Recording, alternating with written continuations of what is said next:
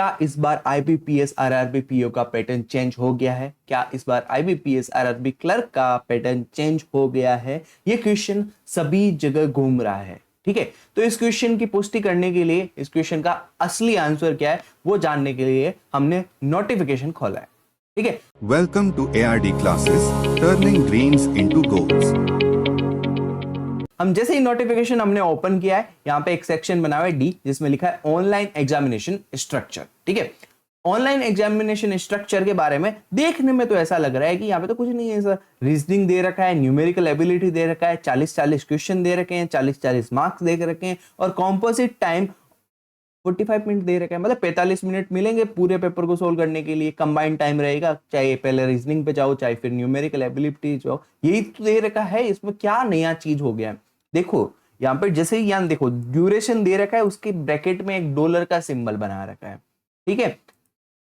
Similarly आप PO का देखोगे, ये देखो ऑफिसर स्केल 1 मतलब पीओ के एग्जाम में भी ड्यूरेशन के ब्रैकेट में डॉलर का सिंबल बना रखा है। तो सर इस डॉलर का सिंबल बन गया तो ऐसा क्या हो गया? रुको रुको, थोड़ा नीचे लो नोटिफिकेशन को, नीचे देखो डॉलर का सिंबल देख रखा है। यहाँ पे लिखा है IBPS reserves the right to make the duration of test separate for each test. This will be duly communicated to the candidates in the information handout.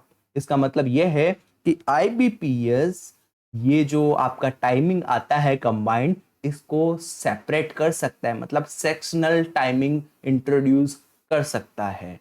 तो इसका क्या तोड़ हो सकता है? इसका यही तोड़ हो सकता है बच्चों, कि आपको या तो इस बार के जो भी आपका एग्जाम होगा उसमें आपको कॉम्पोजिट टाइम 45 मिनट्स जो इतने सालों से चला आ रहा है वही देखने को मिलेगा, या फिर आपको नया पैटर्न में आपको सेक्शनल टाइम भी मिल सकता है। इसलिए आप सेक्शनल मॉक पे भी ज्यादा जोर दीजिएगा।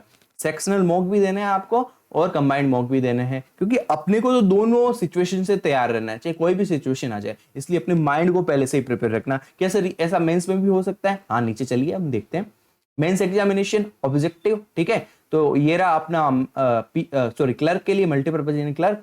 ड्यूरेशन देखिए आपका 2 घंटे का है, लेकिन यहाँ पे भी डॉलर का सिंबल है और नीचे डॉलर के सिंबल को एक्सप्लेन किया गया है, ठीक है। चीजें समझ में आई होगी सभी को।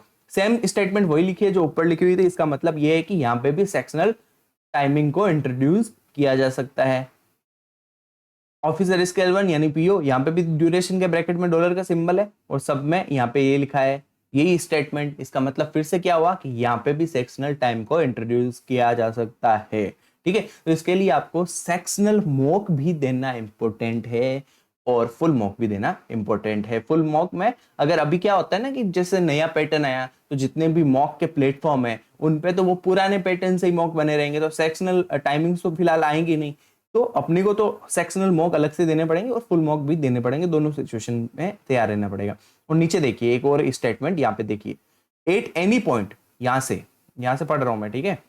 At any point IBPS reserves the right to modify the structure including duration of the test.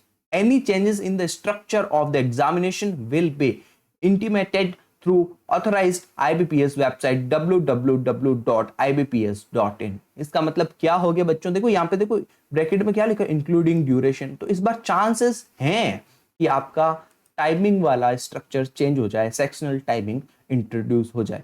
तो सर इसके लिए क्या चीजें मैटर करेगी? इसके लिए कुछ नहीं, बस आपका जो एग्जाम पैटर्न है, जो सब कुछ चीजें सेम ही है, बस आपका टाइमिंग सेक्शनल टाइमिंग में डिवाइड हो रहा है। इसलिए सेक्शनल मॉक पे ज्यादा फोकस करिएगा। आपको ये चीजें समझ में आई होगी। और उसके अलावा सर कोई और इंपॉर्टेंट चीज है तो बता दीजिए पहले से। हाँ, कुछ बस ऐसे तो सभी को पता होगा, लेकिन कुछ बच्चों को नहीं पता हो तो यहाँ पे देखिए, या नीचे एक और लाइन लिखी है, ये देखिए, कैंडिडेट्स फॉर बोथ पोस्ट मतलब पीओ और क्लर्क दोनों के लिए, ठीक है। Candidates have to qualify in both the tests by securing minimum cut-off marks.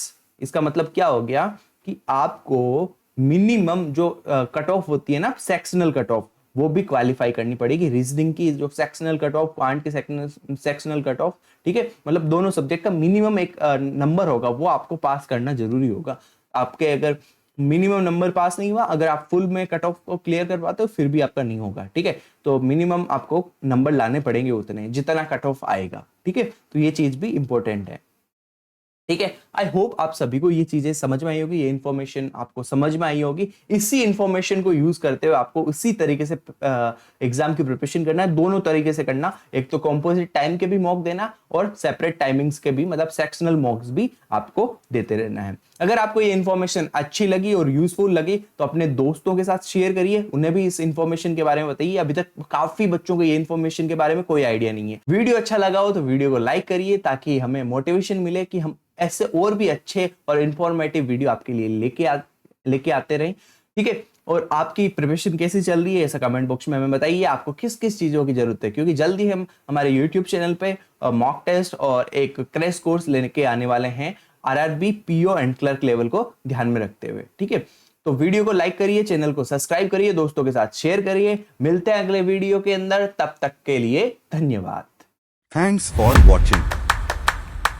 Like, share and subscribe ARD classes.